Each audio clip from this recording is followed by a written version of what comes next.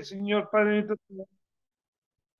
te damos las Eso dice gracias, el Señor mío, inglés. porque nos das esta oportunidad de estar aquí presentes, Señor Padre. Te gracias porque has quitado todo obstáculo para que nosotros podamos, Señor Padre mío, tomar este estudio, Padre bendito, que es para alimento para nuestro cuerpo, Señor Padre bendito. Gracias por cada uno de los hermanos que están aquí presentes, Padre bendito. Te pido que nos des sabiduría e inteligencia para entender tu mensaje, Señor Padre bendito. Que pongas palabras en Armando, Señor mío, que va a dar el estudio, Señor Padre bendito.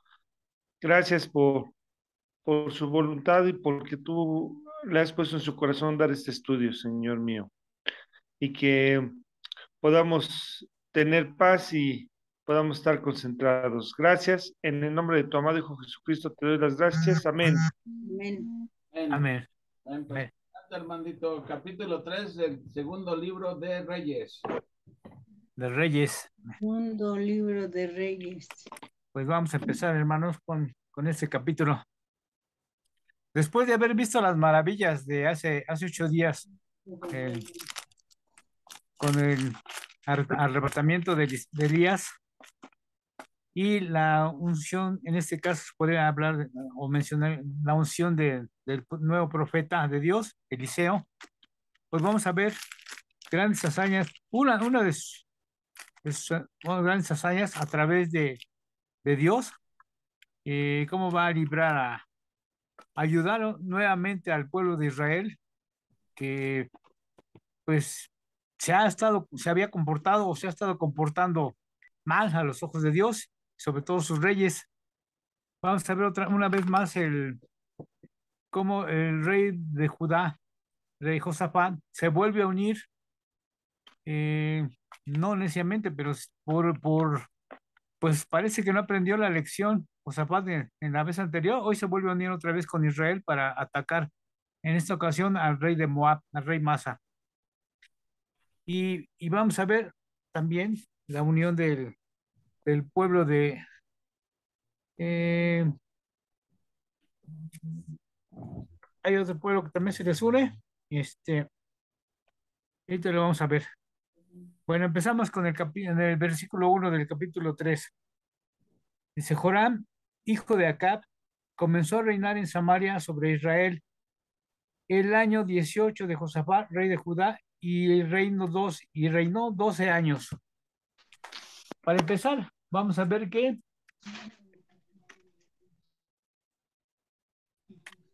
Joram. Joram fue el segundo hijo de Acab. Se puede decir que el menor, pero empezó a gobernar porque su hermano Cosías murió, reinó 2 años durante Israel, pero tuvo la desgracia de morir. Sabemos que fue por un accidente, se cayó de uno de un balcón, y no se pudo recuperar de sus heridas, y fue lo que le causó la muerte. Y esto porque el profeta Eliseo ya le había dicho, Elías que le había dicho que ya no se iba a poder recuperar por mandato de Dios, por, pues por haber llevado una vida tan pecaminosa como lo llevó Acab, su padre. Bueno, pues vamos a ver. Joram es el hijo de Acab. Comenzó a reinar sobre Israel y había una corregencia. Esta corregencia habla sobre el reinado de Judá. Josafat y su hijo, también llamado Joram. Y esto explica el por qué Joram, rey de Israel, comenzó a reinar en el año 18 de Josafat y en el segundo año de Joram, rey de Judá. Bueno, pero también nos dice, y en el versículo 2, que hizo lo malo ante los ojos de Jehová, aunque no como su padre y su madre, porque quitó las estatuas de Baal que su padre había hecho. Y en el 3, pero se entregó a los pecados de Jeroboam, hijo de Nabat, que hizo pecar a Israel y se apartó de ellos. Nos menciona que hizo lo malo ante los ojos de Jehová, pero también se menciona que no fue tan perverso, tan malvado como su padre Acab y su madre Jezabel. Tal parece que quitó, no mandó a quitar las estatuas de Baal, sino hay un comentario que nos dice que solamente las guardó. Su padre Acab había construido el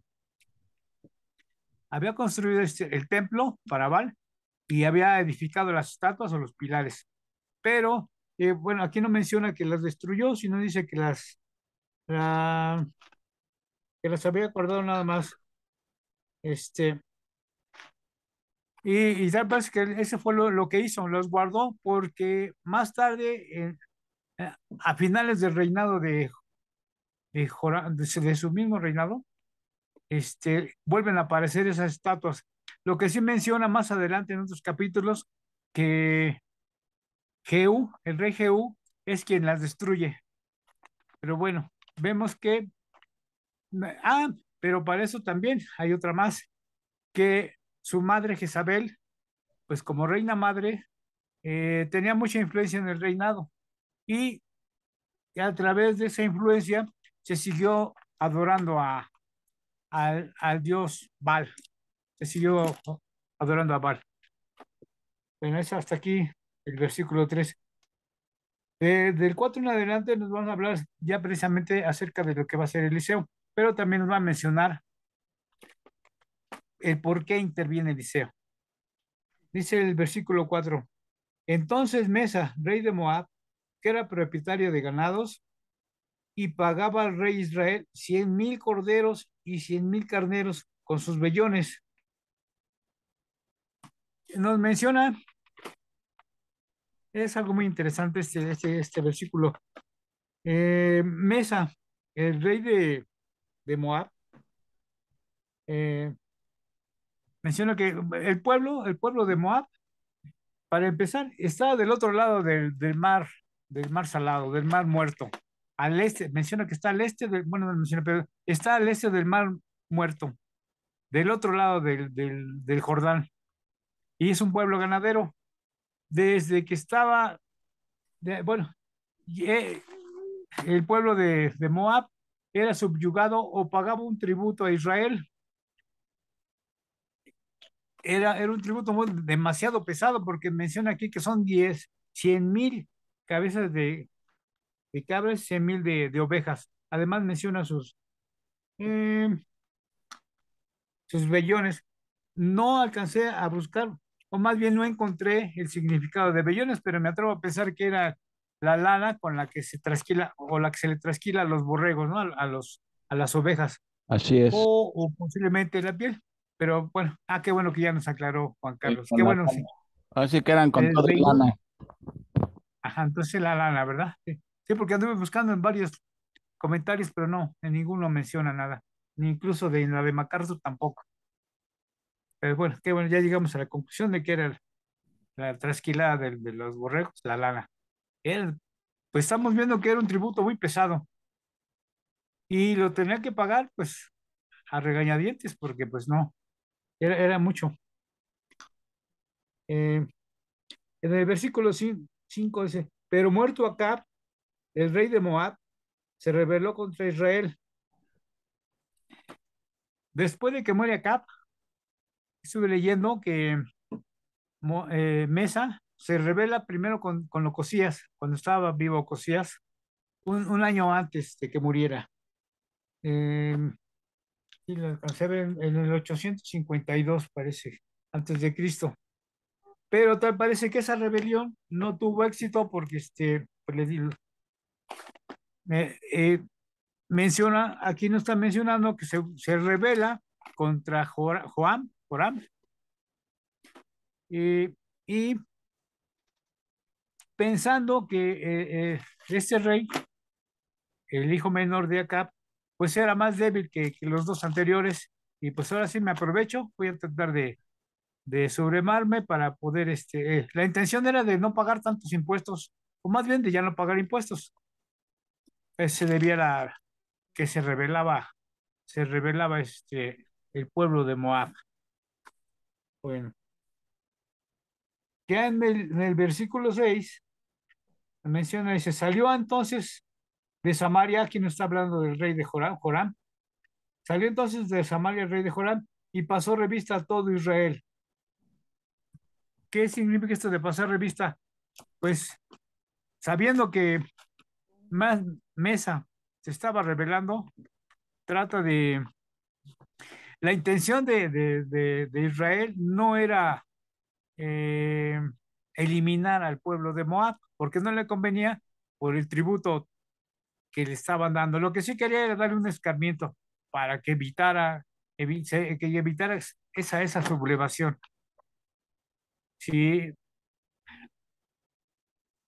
si tienen algún comentario hasta ahorita, con gusto podemos, puede intervenir. O cuando deseen hacer algún comentario, adelante, con mucho gusto. Por favor. No, hasta ahorita todo bien, Armandito. Bueno, nada más para no perdernos, porque luego se hace uno pelotas con tantos nombres. Sí, sí. Piensa que estamos hablando del reino del norte, reino del sur. Reino del Sur. Del norte Israel, reino del sur Judá. Ya estaban separados los reinos. Ok. El rey del norte era Joram, hijo de Joram. hermano de Ocosías, que ya Sí. murió. El rey del sur era Josafat. ¿sí? Y entonces, digo, nada más tratando de resumir, ¿sí? Que es, ajá, bueno, aparentemente. Y Joram dice que salió tan malo como el padre, aunque no tanto porque, como dice, quitó la estatua de Baal, pero como dice, no dice la Biblia que la haya destruido. Nada más la quitó y como dices tú, la guardó por ahí, pero, o sea, quiso darse como un baño de espiritualidad, ¿no? De que Exactamente. ya no era tan malo como, ¿sí? Y y Mesa es el rey de Moab, ese es el otro protagonista. Moab es otro país que siempre fue archienemigo de los judíos, ¿no? Eh, en el tiempo de Acab, estaba subyugado por los israelitas y le pagaban tributo. Pero ya se murió Acab y dicen es la hora de rebelarnos para ya no pagar. Y entonces es cuando se quieren rebelar. ¿Y qué hace Joram? Pide la ayuda del rey del sur, que eran enemigos, pero para aquí sí se unieron. Hasta ahí vamos, Armandito. Yo creo que Ah, vamos. perfecto. Sí, sí. Qué bueno está. Muy bien la aclaración. Bueno, seguimos entonces en el versículo 6. Salió entonces de Samaria, rey de Joram, y pasó a revisar todo Israel. Y en el 7. Y fue y envió a decir a Josafat, rey de Judá, el rey de Moab se ha rebelado contra mí. ¿Irás tú conmigo a la guerra contra Moab? Y él respondió, iré, porque yo soy como tú. Mi pueblo es tu pueblo y mis caballos son los caballos tuyos, son tuyos. Bueno, la intención de Joram era atacar por el lado sur de Moab, porque si entraba por el lado norte, además de que estaba bien protegido de ese lado, porque pues de ese lado tenían todos sus cuarteles, el rey de Moab, aparte tenían que atravesar el río Jordán, entonces pues no le convenía, porque no menciona aquí, pero posiblemente eh, a estas fechas, o en esa época, posiblemente el río Jordán tenía mucho caudal. Ya hemos visto en algunas ocasiones lo caudaloso que era este río. Entonces deciden ir a atacar por el lado sur, que además estaba desprotegida esa parte del sur de Moab.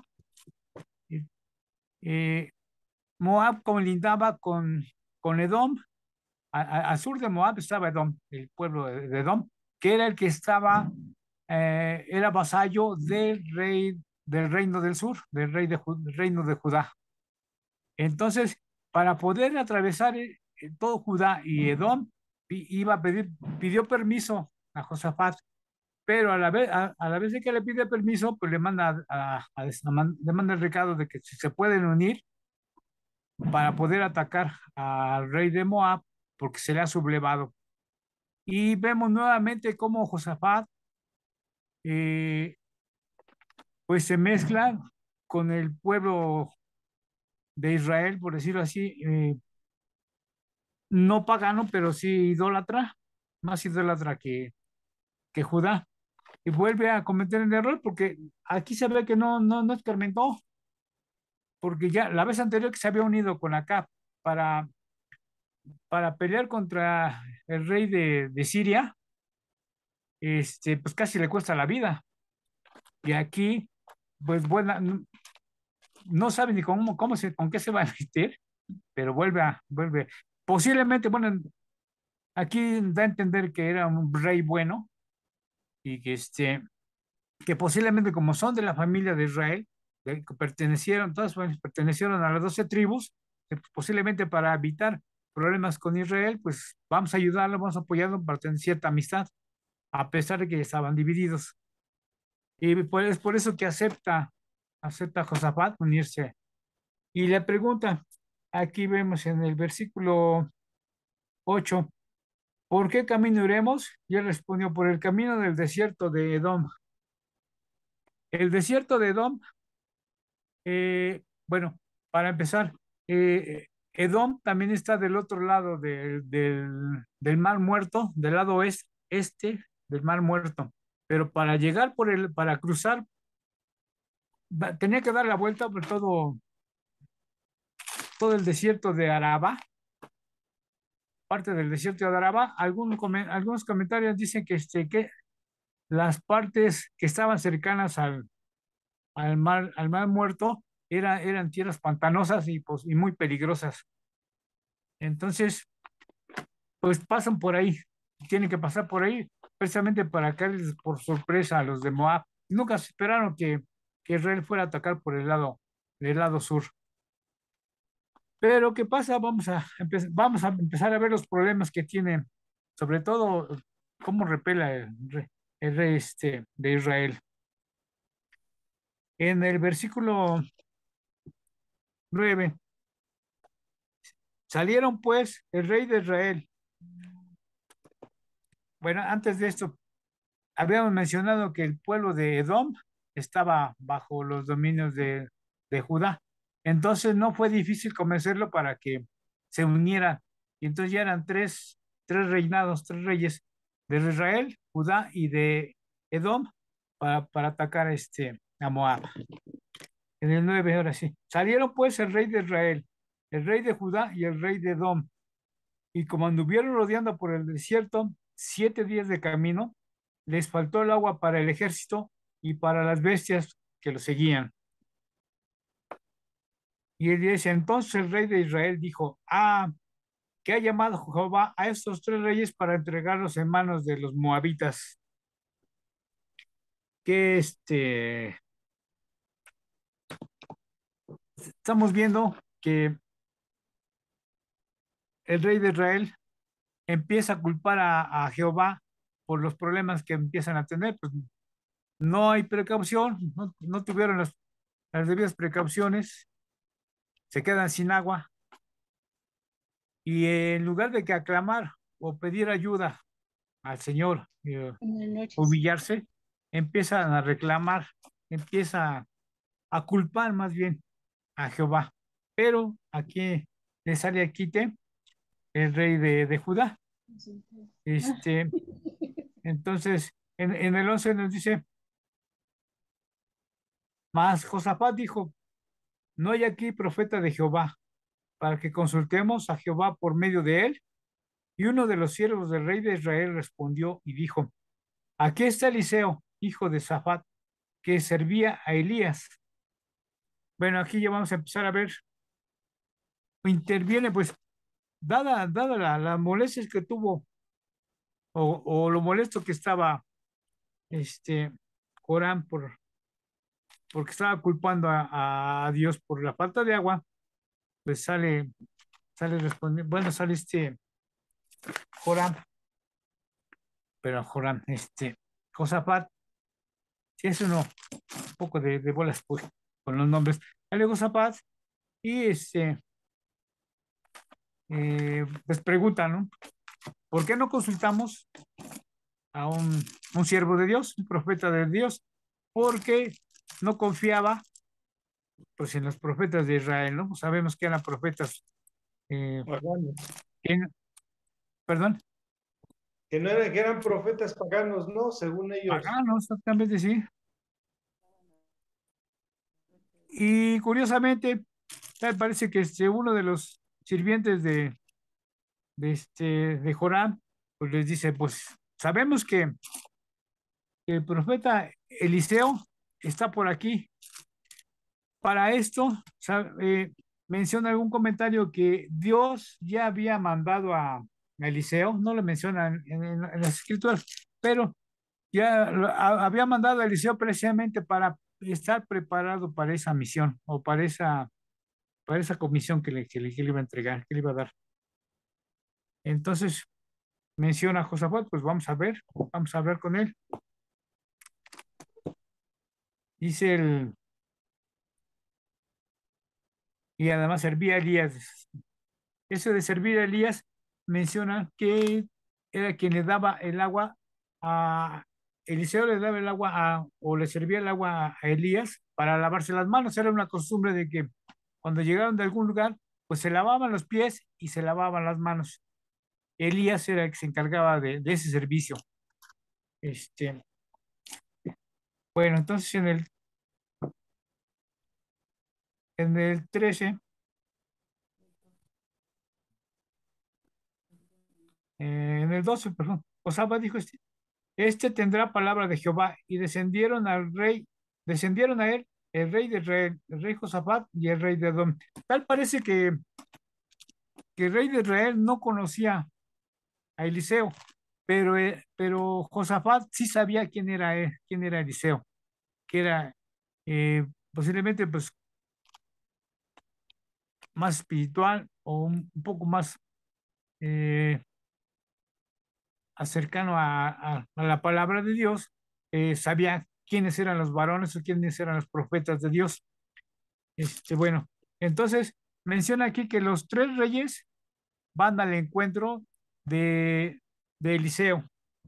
Y vamos a ver cómo contesta Eliseo. Ni siquiera le llegaron a preguntar ni una sola palabra cuando Eliseo ya está molesto, pues simplemente por ver al rey de Israel, a Jeroboam. Dice entonces, Eliseo dijo al rey de Israel, ¿qué tengo yo contigo? Ve a los profetas de tu padre y a los profetas de tu madre. Y el rey de Israel respondió, no, porque Jehová ha reunido a estos tres reyes para entregarlos en manos de los moabitas. Eliseo sabía quién era Joram, un rey pagano, a pesar de que era del pueblo de Israel, pues era un rey pagano. Y al verlo, pues antes de que se le acercara, le comenta, pues, ¿qué tengo yo contigo, no? Estas palabras eh, eh, tienen algún significado. Dice aquí, que déjeme checar aquí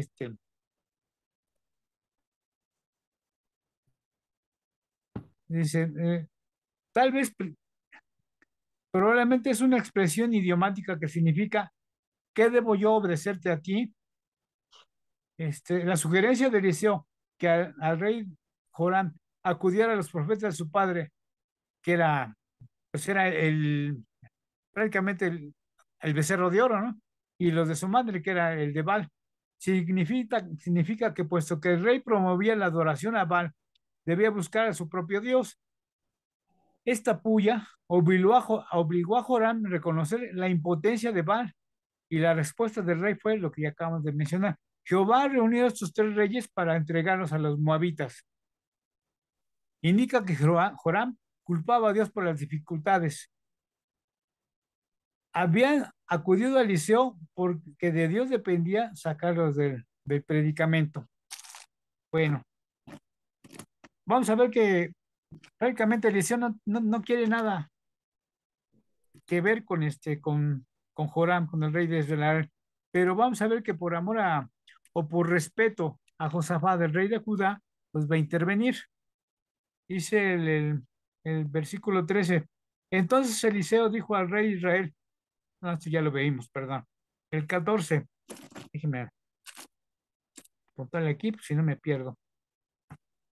Eliseo dijo, vive Jehová de los ejércitos, en cuya presencia estoy, que si no tuviera respeto al rostro de Josafat, rey de Judá, no te miraré a ti ni te viera. Más ahora, en el 15, más ahora traedme un teñador. Y mientras el teñador tocaba, la mano de Jehová vino sobre Eliseo. Como habíamos comentado, por respeto al rey Josafat, rey de Judá, es por lo que va a intervenir para poder consultar la palabra de Dios y buscar la respuesta, ¿no? Sabiendo eh, Joram que lo imposible que era aclamar a sus dioses para que los salvaran, a veces cuando empiezan a recurrir a Jehová y se molesta Eliseo porque nada más lo buscaba, pues el reinado de Israel solamente lo buscaba para conveniencia para su propia conveniencia, ¿no?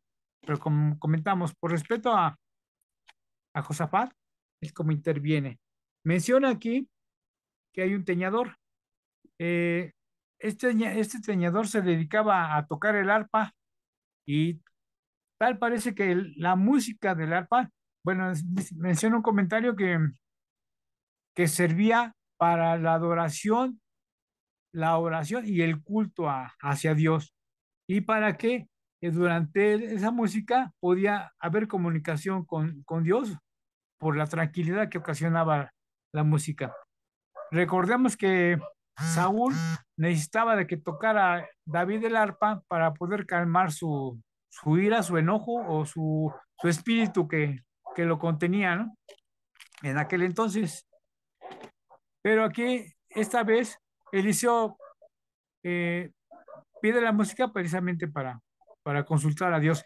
Y menciona algunos de los comentarios menciona que esa música, precisamente, o la música del arpa, la utilizaban mucho los profetas, precisamente no para la concentración, pero sí para poder tener comunicación o la paz y tener comunicación con Dios. En el versículo 16, perdón, hasta aquí algún comentario, alguna pregunta. También anduve buscando qué era teñador, pero tampoco lo encontré. Es Pero qué, un arpista. mandé, Que es alguien que tocaba el arpa y a veces se le llama arpista. Al que toca el arpa es un arpista. artista o teñador, entonces. Ah, perfecto. Arpa. Gracias. Casi no se escucha. Bueno, Arpista. artista. Ahora sí, ya te escuché. Gracias, gracias. Entonces, lo que quiere decir teñador, artista, Arpista de arpa se deriva. arpista. Ah, muy bien. Como el toca la guitarra es guitarrista, el que toca el arpa es un arpista. Arpista. Ok, muchas gracias. Nada. Bueno, entonces seguimos. Versículo 16. Ya. Quien dijo así. Bueno, vimos que ahora Jehová vino sobre Eliseo. El 16 dijo, quien dijo, así ha dicho Jehová, haced este valle muchos estanques. Posiblemente este valle se refiere al valle de Ceret, que estaba precisamente en los límites, en el río Jarob, menciona un comentario que estaba sobre el río Jaboc.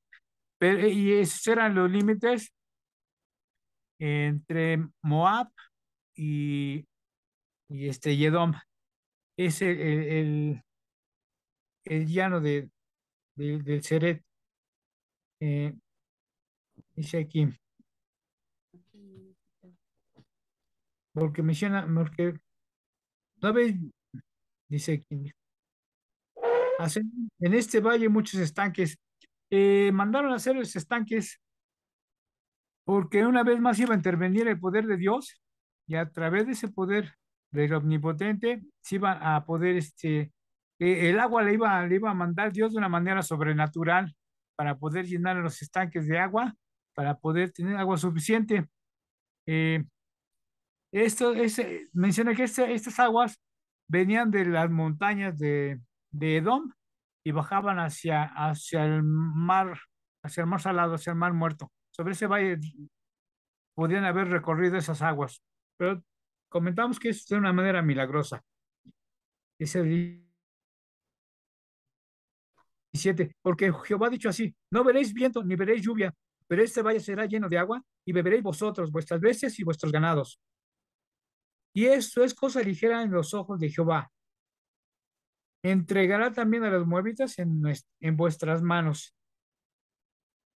Como mencionamos, por medio de un poder sobrenatural, a través de Dios, eh, esos estanques se llenaron de agua. El agua venía recorriendo precisamente, como comentamos, de las montañas de Edom. Eh, y estaban de este lado, del lado sur. De esa manera tuvieron agua suficiente para... Y ahorita vamos a ver una gran sorpresa que se van a llevar los de Moab, porque por esas fechas no llovía y pues sabían que por ese lado no iba a haber agua, ¿no? Dice el 19. Ah, pero hay una condición aquí, diciendo el 19, y destruiréis toda ciudad fortificada y toda villa hermosa, y talaréis todo buen árbol, cegaréis todas las fuentes de agua, y destruiréis con piedras toda tierra fértil. Bueno, después de que les iba a dar agua, y después de que menciona aquí, esto es cosa fácil para Jehová. El traer el agua es lo de menos. Dice, también va a poner en sus manos, o va a entregar en sus manos al pueblo de Moab, pero la condición va a ser que cuando los hayas conquistado o los hayas sublevado, los más bien los hayas ya puesto en orden, vas a tener que destruir todas las fortificaciones, todas las ciudades. Dice que los árboles frutales iban a ser destruidos. ¿Para qué? Para que no tuvieran alimento ni sombra. Las aguas iban a ser iban a destruirse los estanques de agua, precisamente para que no tuvieran beber. Y las tierras fértiles iban a tener que ponerles piedras para que las cosechas fueran tardías y, y además para que no crecieran, ¿no? Esto nada más para poner en orden a Moab, ya que se había sublevado. El 20. Aconteció pues que por la mañana, cuando se ofrece el sacrificio, aquí vinieron aguas por el camino de Edom y la tierra se llenó de aguas. Es interesante este versículo porque está mencionando un sacrificio, lo que no habíamos escuchado en el libro de Reyes, algún sacrificio por la mañana. Posiblemente, no menciona, pero posiblemente este sacrificio lo haya realizado Eliseo como profeta del Señor, porque tampoco se menciona o se dice quién hizo este sacrificio. Sabemos que el rey de Israel pues no tenía nada que ver con Dios o no quería nada con el Señor. Josafat, el rey de Judá, posiblemente haya tenido nociones de cuáles eran los sacrificios durante el día, ¿no? Sabemos que esos sacrificios, déjenme checar, esos sacrificios intervienen, eh, pues es el cordero, es un cordero y también la libación, y la arena, ¿no? La harina también. Eso lo vemos lo vimos una vez en el Levítico, yo creo. Levítico, desde antes, desde Éxodo.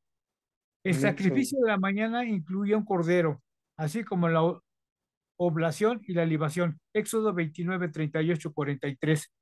Y sí lo tengo por aquí a la mano, pero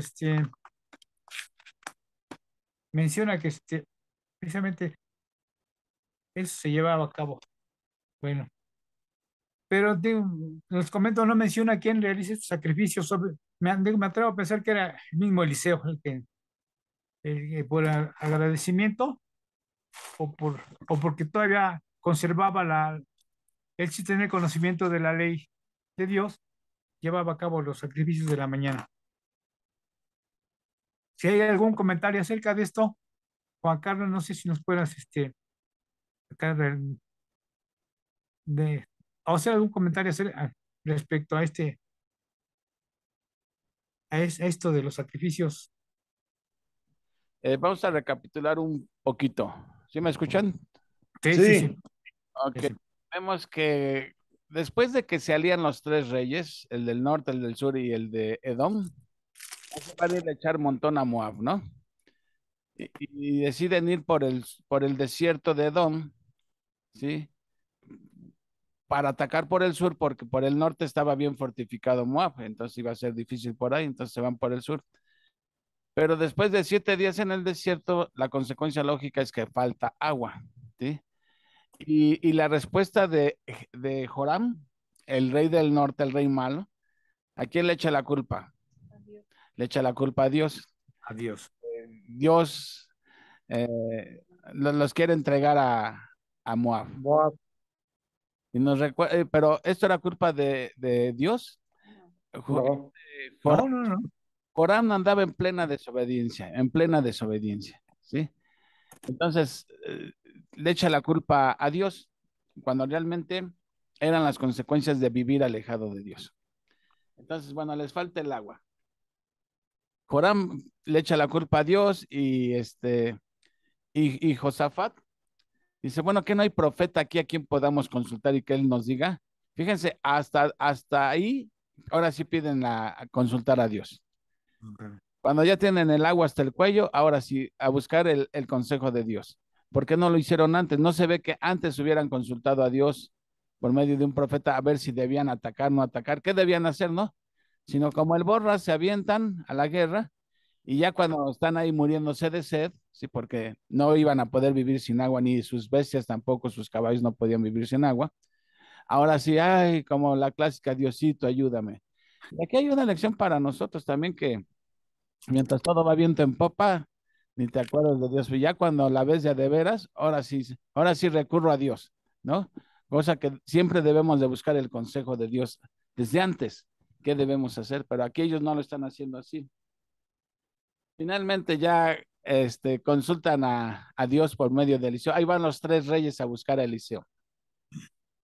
Pero como este Joram era malísimo, Eliseo le dice, "¿Y a mí qué me vienes? ¿Yo qué tengo que ver contigo? Pues ahí están los profetas de tu padre y de tu madre, ve y consúltalos a ellos, ¿no? Que ellos te saquen del problema. Pero aquí es donde Joram dice, no, es que Dios nos ha reunido porque nos va a entregar a Moab, echándole la culpa. Sigue echando la culpa a Dios. Y le quiere echar la culpa a Dios y Eliseo le dice, pues ni siquiera me vales la pena que te dirija la palabra a ti, pero por Josafat voy a consultar pues, a Dios, ¿no? Y ya Eliseo consulta a Dios, ya como dices tú, mandan a traer la música y todo para para vincularse con Dios, ¿no? Y entonces ya Dios le habla y Eliseo les da doble promesa, una, que les va a mandar agua y la otra, que van a derrotar a Moab. ¿Cómo les mandó el agua? Dice que no era ni por viento ni por lluvia, ¿sí? Entonces, la Biblia no nos dice cómo fue que llegó esa agua, nada más dice que descendió por el camino de Moab, ¿sí? De Edom, Edom. No, perdón, pero ¿de dónde salió esa agua? O sea, la Biblia no nos dice eso, como dices, fue Ah, un milagro sobrenatural. Ahora, Un milagro.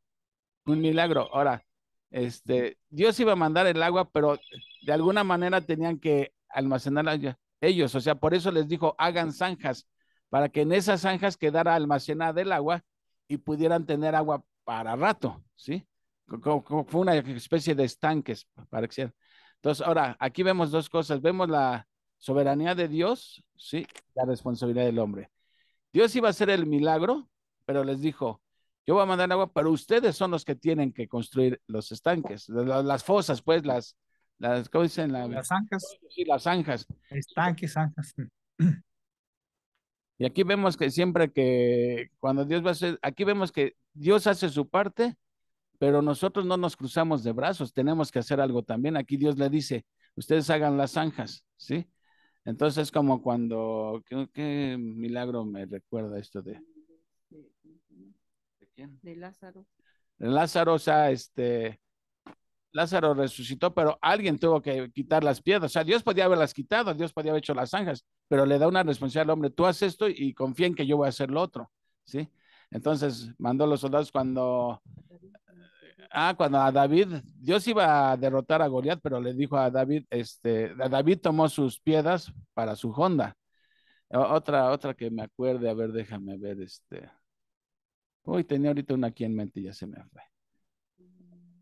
Ah, bueno, ya se me acordaré. Bueno, entonces, ahí vemos cómo la responsabilidad del hombre, ¿sí? Y la responsabilidad de Dios, o la parte de Dios y nuestra parte. Es como dice el dicho, a Dios rogando, pero con el mazo dando, ¿sí? O sea, no podemos quedarnos cruzados de brazos. ¿Sí? Dios va a actuar, pero uno tiene que hacer también su parte. Claro, ya sea problema económico, emocional, espiritual, ¿no? Claro. Si tienes un problema económico, ay, Señor, dame un trabajo, pero si no sales a dejar currículums, a buscar, pues Dios dice, esa es tu parte. Exactamente, exactamente. Y bueno, aquí yo donde tengo dudas, y aquí sí, era cuando dice, en el 19 dice, Eliseo les está diciendo, destruiréis toda ciudad fortificada y toda villa hermosa, y talaréis todo buen árbol, ¿sí?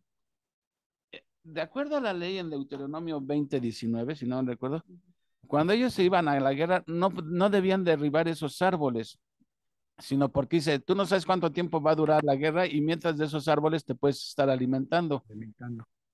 Puedes derribar árboles que no sean frutales, digamos, para hacer armas o para calentar, para cualquier cosa, ¿no? Pero esos árboles no. Y aquí es lo que me llama la atención, ¿por qué hicieron eso si la ley lo prohibía? Y en el 19, y acá en el... Para castigar al pueblo de Moab, prácticamente. Pues puede ser, eso suena, pero digo, la ley cuando decía, cuando sitieras a un enemigo, ¿sí? Y aquí en el versículo, efectivamente, derribaron todos los buenos árboles, ¿sí? Pero bueno, ahí me quedé con la duda y a ver qué. Es que debemos tomar en cuenta que Israel no iba con el objetivo de aniquilar al pueblo de Moab, sino nada más darle un escarmiento para que no se volvieran a sublevar. Entonces, bueno, es la condición, y pues, para que tarden en crecer los árboles y no se alimenten y puedan depender de Israel. Yo lo veo de esa manera. Gracias, sí. Ok, bueno, pues hasta ahí es hasta donde vamos, tratando de más o menos ir Pues de ahí vamos. historia. Bueno, pues vamos a seguir. Entonces, versículo 21. Cuando bueno, antes que nada quiero leer el comentario precisamente cómo baja el agua. Una revelación directa vino sobre Eliseo, quien procedió a explicar a los reyes el plan de Dios. El valle probablemente se refiere al valle de Ceret, que se encuentra en los límites del sur de Moab. Dios les iba a proveer suficiente agua de manera completamente sobrenatural, como ya habíamos comentado, de tal manera que todos supieran que procedía del Omnipotente. Ese acto portentoso sería cosa ligera en los ojos de Jehová, y al final Dios también entregaría a los moabitas y en sus manos, y una vez, esa era la condición que no había hecho, una vez que tiraran todo buen árbol de la tierra de sus enemigos, los moabitas no podrían comer de sus frutos, tampoco tendrían buena sombra. Cuando secaran todas las fuentes de agua, sus provisiones de agua desaparecerían, y al destruir con piedras toda la tierra fértil, se retrasarían los cultivos y disminuiría la productividad. Bueno, ahí está más o menos la explicación de que el por qué mandaron a destruir o a cortar los árboles ya, y las tierras igual las dejaron infértiles, por decirlo así, de esa manera. Bueno, en el 21 dice, cuando todos los de Moab oyeron que los reyes subían a pelear contra ellos, o sea que cuando se dieron cuenta que ya los estaban atacando por el sur, dice, se juntaron desde los que apenas podían ceñir armadura, o sea, me imagino que personas o jóvenes de 14, 15 años en adelante, y se pusieron en la frontera.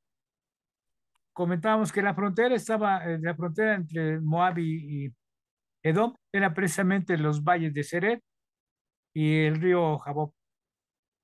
Dice el 22, cuando se levantaron por la mañana, y brilló el sol sobre las aguas. Vieron los de Moab desde lejos las aguas rojas como sangre. Aquí se llevaron una sorpresa, porque sabían los de Moab que por esas fechas no llovía, no había lluvias. Y también hay un comentario que dice que las tierras, la arena o la arenisca de ese llano eran de color rojizo. Me atrevo a pensar que eran como las piedras que tenemos aquí el tezontle es de color rojizo, pero estas piedras es como arcilla, pues de color igual, un color rojizo, que con la combinación del agua y con la combinación de los rayos del sol, porque se menciona que sea al amanecer, en el alba, en los primeros rayos del sol, el resplandor, eh, pues vieron como si fuera sangre, ¿no? Las vieron de color roja, ¿no? Teñidas. Sabían que no había agua en esos lugares y pensaron que los reyes de Judá, de Israel y de Edom se habían matado entre ellos, ¿no? A espada. Dice el 24. Pero cuando llegaron bueno, llegaron dijeron, esto es sangre, esto es sangre de espada. Los reyes se han vuelto uno contra otro y cada uno ha dado muerte a su compañero. Ahora pues, Moab al botín. Ya me imagino a estas personas. Bueno, pues sí fue una sorpresa para ellos, ¿no? Pensaron que se habían matado entre ellos precisamente por falta de agua, por la desesperación. Nunca pensaron, pues no, aquí no mencionan que fue una trampa, sino simplemente se confiaron. Y ahorita me viene a la mente un personaje cómico de la televisión que salía en las noches que se llamaba este comandante se llamaba Agayón Mafafas, el zorro del desierto de los leones, y su ejército era un solo soldado, Juan Garrison, y, y le menciona precisamente, a ver, compañeros, mis guerreros, dice, ya saben la consigna, ¿no? Para atacar. Si son muchos, nos quedamos. Si son pocos, nos escondemos. Y si no hay nadie, a la muerte, a la guerra, mis valientes, que para morir nacimos. Se confió tanto el rey Mesa, el rey de Moab, pensando que había muertos, que no había nadie, pues dijeron, a ver, Moab, al botín, pensando que pues ya muertos iban a poder sacar las armaduras y las espadas de los soldados ya muertos, ¿no? Pero oh, sorpresa, dice el 24. Pero cuando llegaron al campamento de Israel, que era el que estaba cerca, más cerca, se levantaron los israelitas y atacaron las de Moab, los cuales huyeron delante de ellos, pero los persiguieron matando a los de Moab. Eh, Después de la sorpresa, cuando llegan, pues iban confiados, sin desenvainar la espada, como dicen vulgarmente, confiados. Ya los de Israel los estaban esperando y se van sobre de ellos. Y además, aparte de ellos, pues los aliados, el ejército de Judá y el ejército de Edom. Y les han metido una corretiza, que aparte de que sí se les dieron cuello a varios de ellos, porque es aquí que sí, matando a los de Moab, ni el 25, y asolearon las ciudades y todas las piedras, y en todas las tierras fértiles, echó cada uno su piedra y las llenaron. Cegaron también todas las fuentes de las aguas y derribaron todos los buenos árboles, hasta que en Kirir Jereset solamente dejaron piedras, porque los honderos la rodearon y la destruyeron. Eh, bueno, después de haberlos atacado, los siguieron hasta la ciudad dice aquí, Kirir Jereset, era la capital del pueblo de Moab. Además, ahí era el cuartel general de, la, del, de los guerreros de Mesa, ¿no? Este, y dice que cumplieron con las órdenes que les había dado Dios. Todas las tierras fértiles las echaron a perder en piedras. Todos los árboles buenos los cortaron y los estanques de agua o las fuentes de agua que tenían, pues las derribaron, las tiraron o las rompieron, las quebraron. El caso es que cumplieron con esa orden, pero solamente esa ciudad de Kirijesaret, que precisamente dice que está al fondo del valle, dice el comentario que está al fondo del valle, no la pudieron destruir, no la pudieron eh, deshacer porque los sonderos, pues no, ahí estaban bien perpetrados, bien cubiertos. Menciona uno de los comentarios que aquí en la Biblia eh, este, de la Reina Valera 60 dice que la destruyeron, pero en realidad no la destruyeron.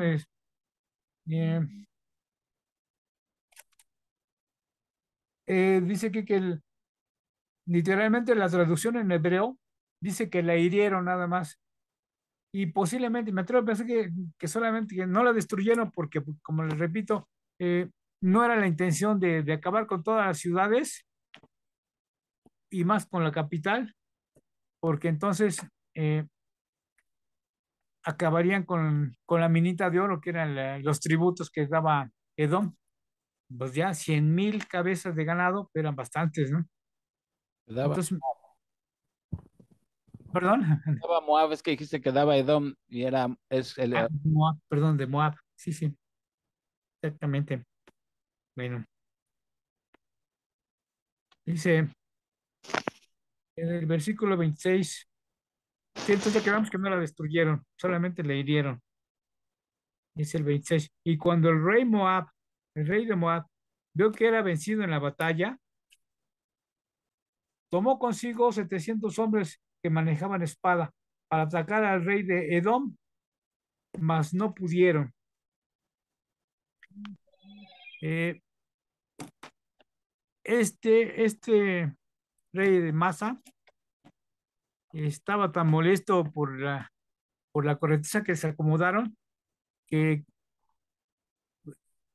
dice que tomaron a 700 hombres que sabían manejar espada, pero se fueron contra el ejército de Edom, pensando posiblemente, dice el cantario, que posiblemente pensando más a que ese rey, además de que eran sus vecinos, los consideraban más débiles o posiblemente el más débil de los tres, de las tres, de las tres alianzas, ¿no? De los tres reinados que estaban atacando. Se fue sobre de ellos, pero también fracasaron y no tuvo más remedio que regresar otra vez a, a esconderse dentro de las murallas de Kir Jareset. Y vamos a ver aquí un suceso muy, muy triste, ¿no? Y decía, me llamó mucho la atención. En el 27, entonces arrebató a su primogénito, que había de reinar en su lugar, y lo sacrificó en el holocausto sobre el muro. Y hubo grande enojo contra Israel, y se apartaron de él, y se volvieron a su casa. Viéndose derrotado Masa, el rey de Edom, de Moab, eh, hay un comentario que dice aquí que las derrotas dice, en la cultura pagana de los guerreros del cercano oriente, la derrota en batalla era considerada como señal de que los dioses se encontraban enojados con ellos. Para aplacar a su dios Quemos, Mesa tomó a su primogénito, que había de reinar en su lugar, y lo sacrificó en holocausto sobre el muro. No obstante, el objetivo del rey no era aniquilar a los moabitas, solo quería evitar que se rebelaran de nuevo contra la soberanía de ellos y quería mantenerlos bajo control. Pero para los aliados fue tan ofensivo el sacrificio que hizo Mesa de su primogénito que se apartaron de él y se volvieron a su tierra. Israel ganó la batalla, aunque no destruyó Kir-Jareset ni capturó a Mesa. Algunos dicen que la expresión hubo grande enojo contra Israel puede referirse a la ira divina, pero es más probable que se refiera al enojo de Judá contra Israel por invadir Moab en una guerra cuyo resultado fue que tuvieron que presenciar un acto tan impulsivo. También nos menciona aquí un comentario, dice que un importante descubrimiento arqueológico, el obelisco negro moabita, contiene el registro del mismo mesa de esa batalla, así como de otras batallas liberadas contra Israel. En ese obelisco, el rey moabita asegura que ese día fue librado de los israelitas por su dios Quemos, aunque es verdad que no fue capturado en Kir-Jareset y que los israelitas se retiraron, los verdaderos vencedores de esa batalla fueron Israel y sus aliados. Y por último, vamos a ver, bueno, no, ya vimos que este es el último versículo. Por último, les quiero leer algo que también me llamó mucho la atención. Dice, el relato de esta batalla proporciona más pruebas de la soberanía de Jehová y de la completa utilidad de los ídolos y de la idolatría. Pero aún teniendo tantas pruebas, Israel continuó despreciando al Señor y neciamente siguió adorando a sus deidades paganas. En el comentario de William MacDonald, nos menciona aquí que dice que si Israel se conmovió tan profundamente por este suceso, ¿por qué no fue sacudido lo suficiente como para abandonar su propia idolatría?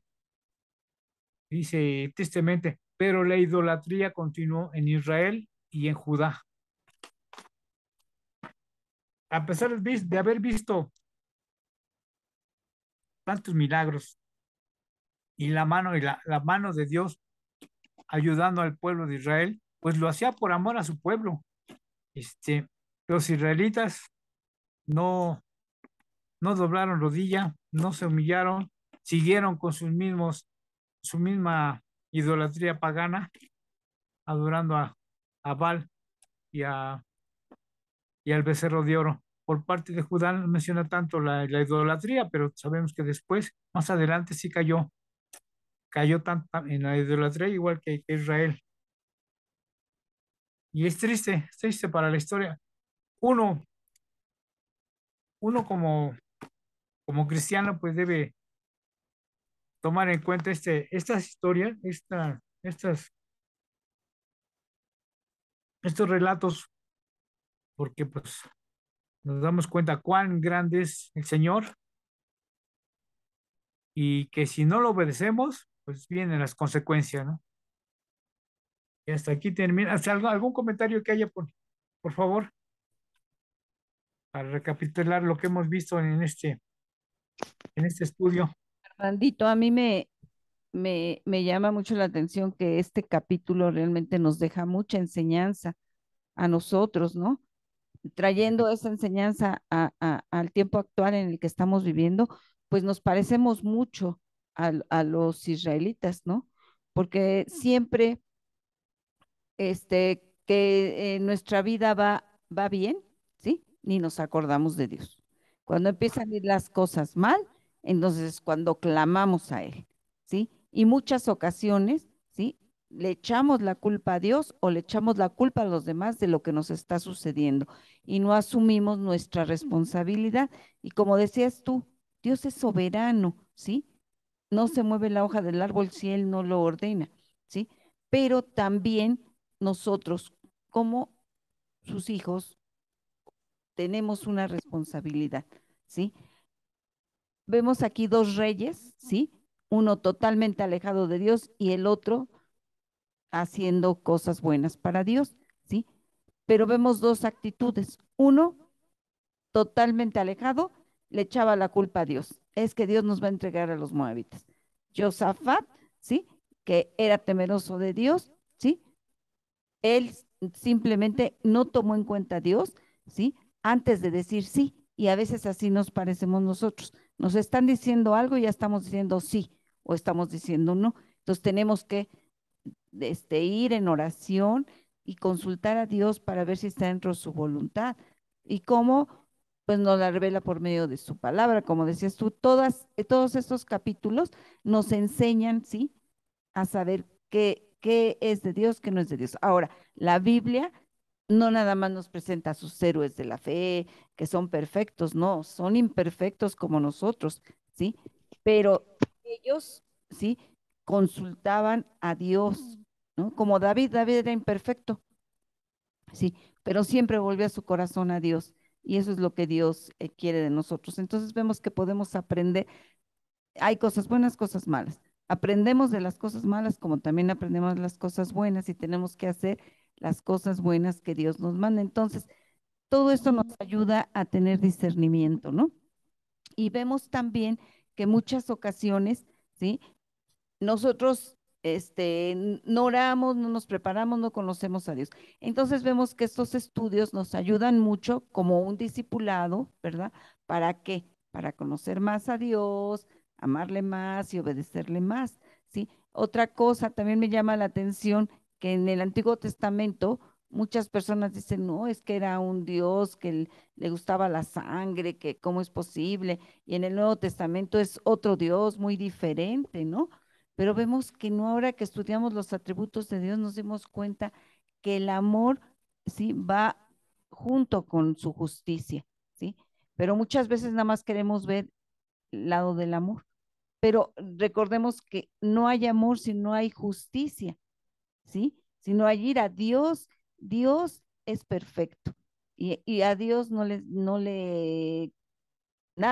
le sorprende ni tampoco nada le quita el control de nuestras vidas, ¿no?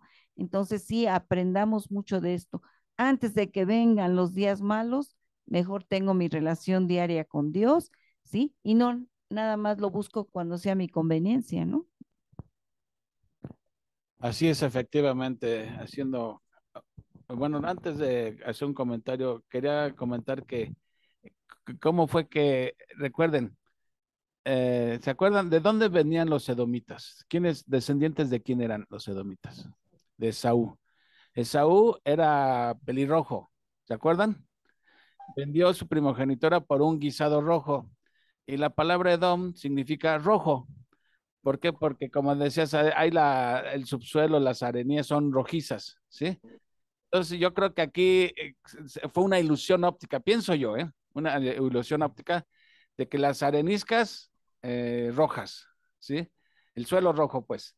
La lluvia que cayó y el sol apenas saliendo dio la impresión de que era, ¿no? La sangre. El agua que había ahí, ¿no? Bueno, el agua que llegó ahí de manera sobrenatural, sumado al suelo rojo y que iban apenas despuntando los rayos del sol, dio la impresión de que eso todo era como un líquido rojo. Ellos pensaron, es sangre, es sangre. ¿Qué pasó aquí? Se mataron entre ellos. Ya la desesperación, como dijiste tú, Armandito, los llevó a atacarse unos a otros. Y van bien contentos ahora sí a tomar las posesiones de los israelitas y oh sorpresa, llegan al campamento israelí y resulta que no estaban muertos, ¿verdad? Sí. Estaban de parranda. Entonces, les ponen una corretiza buena. El rey de Moab quiere huir, salvar el pellejo y quiere conquistar a Edom, pero tampoco le resulta y termina sacrificando a su propio hijo a la vista de todos. Me impactó lo del comentario de McDonald también. Cómo se horrorizaron los israelitas de ver eso y ellos después andaban haciendo lo mismo, o ya de hecho ya empezaban a hacerlo también. Entonces, ¿cómo les causó tanto impacto y no impactó sus conciencias para abandonar la idolatría? Bueno, eso. Respecto a lo que dice Leti, pues sí es cierto, ¿no? El proverbio dice, fíate de Jehová, sí, y no seas sabio en tu propia opinión, ¿sí? No te apoyes en tu propia prudencia. O sea, fíjate que decir confía en Dios más que en tu propia opinión, ¿sí? Entonces, ¿por qué pasaba aquí con esto con los israelitas? Por desconocer a Dios, ¿sí? Por eso hacían las cosas intempestivamente, impulsivamente, por el impulso de la carne. Todo aquel que no conoce bien a su Dios actúa impulsivamente, ¿sí? Y entonces, aquí cuando dice, fíjate de Jehová, no podemos confiar en alguien a quien no conocemos. Por eso, como dice Leti, la importancia de ser discipulado. Porque estos estudios, ¿sí? El discipulado nos ayuda a conocer más a Dios. ¿Quién es Dios verdaderamente? Entonces, cuando venga una situación adversa, sabemos en quién hemos confiado. Pero si no conocemos a ese Dios, actuamos intempestivamente. A lo primero que se nos ocurre en la vil carne, sin antes consultar, bueno, ¿qué dice Dios al respecto? ¿Esto que quiero hacer es congruente con lo que dice la palabra de Dios? ¿esto que quiero hacer me va a afectar a mí o va a afectar a otros? O sea, la importancia de conocer a Dios, ¿no? Dice el profeta Daniel, el pueblo que conoce a su Dios actuará, ¿no? Así que bueno, ese es mi comentario. Yo también voy a hacer un comentario porque voy a ir por mi hija Dani. Bueno, aquí nos damos cuenta que como el Señor tiene el control de todo, ¿no? Él ya tenía lista cuando fue el agua, cuando echó el agua, el, el sol y toda esa situación, ya tenía todo el control el Señor, él ya sabía lo que iba a suceder. Entonces, nos damos cuenta que también en nuestra vida Él tiene el control y debemos antes de hacer cualquier situación o todo, pues darle gracias al Señor porque nos deja ver la luz del día despertar y nos da la oportunidad de que cuando vayamos a hacer algo, pues orar, ¿no? Y que sea su voluntad de Él y estar conforme a lo que Él diga, ¿no? Que todas las cosas nos son para bien. ¿No? Desafortunadamente a veces nosotros las vemos malas, ¿no? Humanamente, pero en realidad Dios es el que decide y Él es el que pues, hace las cosas de acuerdo a su voluntad y debemos de estar contentos, debemos de tener paz eh, con su voluntad del Señor. Amén. Amén, amén. Hay mucho que aprender de estas historias del Antiguo Testamento, como dice Pablo en el Nuevo, estas cosas quedaron escritas para enseñanza de nosotros, para que veamos los errores que cometían otros, pues para que no los cometamos nosotros también, ¿no? Entonces,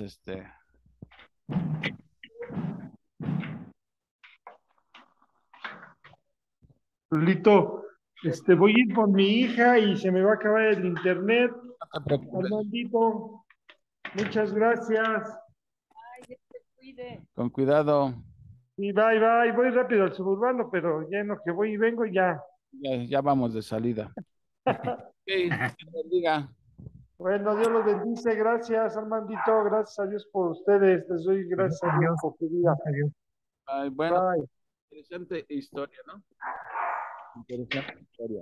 Entonces, pues, ya no hay más comentarios, pues vamos a orar para terminar. Ya son 10:20.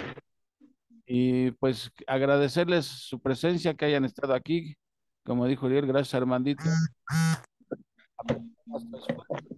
Tu dedicación, tu tiempo para ilustrarnos. Doña Magda también, muchas gracias. Y Yola también, muchas gracias.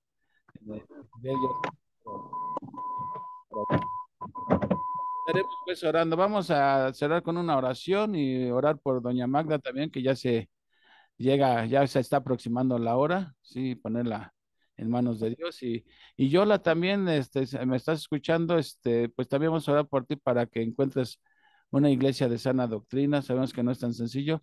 Te dije que te iba a mandar mi declaración, nuestra declaración de fe. Prometo que antes del domingo te la mando. Tuve días pesados, pero te la voy a mandar. No creas que se me ha olvidado, ¿eh? Seguramente mañana lo hago. Bueno, vamos a dar gracias, ¿sí? Y también vamos a orar por Rosy, una conocida de Patty también, que está librando una batalla dura con la enfermedad y de ribete hoy perdió a su papá también. Entonces, hay tanta necesidad ahorita. Pero pues para eso tenemos el recurso de la oración y acudir al que todo lo puede hacer. Para él no hay imposibles, ¿no? Bueno, vamos a orar. Amado Padre Celestial, te damos las gracias, Señor, por este tiempo que nos has permitido reunirnos a través de este medio, Señor. Gracias por que el hecho de estar aquí demuestra que tenemos el deseo de conocer más de ti, Señor. Aprender a obedecerte, Señor, a aprender más a confiar en ti. Entre más te conozcamos, más confiamos y más te obedecemos, Señor. Gracias por este tiempo, gracias por la vida de Armandito, por su labor que tiene de prepararse para guiarnos en este estudio, Señor. Aunque es responsabilidad de todos estudiarlo, Señor, pero que tú le ayudas a que él vaya guiando el estudio, Señor. Pedimos porque él siga con esa sed, enseñando tu palabra, porque cuando enseñamos tu palabra, el primer beneficiado es uno mismo que le está enseñando, Señor. Te damos gracias por él, pedimos por su familia también que doblen rodilla delante de ti, Señor. Que él sea esa luz que lleve Él sea la luz que lleve, pues, la luz a un lugar donde hay tanta oscuridad, Señor. También, Padre, te pedimos por doña Magda, Señor. Sabemos que pues, se está aproximando la hora de su operación, Señor, pero pedimos por ella para que ella pueda entrar confiada a la cirugía, sabiendo, Señor, que tú estás en control de todo. Tú eres el soberano del universo, Señor. Nada escapa a tu control, Señor. Y pedimos, Padre, que guíes las manos de los médicos para que esta operación pueda tener éxito, que ella pueda recuperar pues más su vista, Señor, que le permita leer tu palabra, Señor, y seguir divulgándola, Señor, de acuerdo a los dones que tú le has dado a ella, Señor. Dale a ella mucha paz, mucha confianza, mucha serenidad, sabiendo que tú vas delante de ella, Señor. Igualmente por Yola te pedimos, te damos las gracias porque está aquí, Señor, que de alguna manera podemos contribuir en su edificación, Señor. Y pedimos, Padre, que ahora que está pues retirada de aquí, sabemos que no es tan fácil encontrar una iglesia de sana doctrina, Señor, que tantas herejías que se día, Señor. En tus manos a ella, a Mario y a su hijo, para que tú les guíes a una iglesia, pues donde puedan realmente ser edificados y no ser confundidos, Señor. E igualmente pedimos por Chío, Señor, que por esta enfermedad que está librando, Señor, hay que seguir adelante. Pero sobre todo pedimos por su salud espiritual, Señor. Y pedimos que, pues ahora por el deceso de su padre, que en todo esto tú seas glorificado, que utilices todas estas circunstancias para que tú puedas ser honrado y muchos vengan al conocimiento de ti, Señor. Y gracias por mi esposa que estuvo aquí conmigo, Señor. Gracias por este grupo, Señor. Y pedimos también por Brenda. No sabemos qué pasó, pero confiamos en que todo es Padre. Danos un sueño reparador esta noche, Señor. Y que mañana estemos nuevamente despiertos, Señor, y moviéndonos dentro de tu voluntad, Señor. En el nombre de Cristo te damos. Amén. Amén, Señor. Pues muchas gracias, mis hermanos. Si Dios no dispone otra cosa, pues nos veremos mañana. Nos vemos. Gracias, Armandito, Yola. No, gracias a ustedes por su atención, muchas gracias, gracias a Dios por el entendimiento que me ha dado para poder explicar. Muchas gracias a ustedes. Gracias a Dios y nos vemos a la próxima. Un abrazo para todos, doña Magda. Dios me la bendiga. Cuídese mucho. Yo Adiós a todos.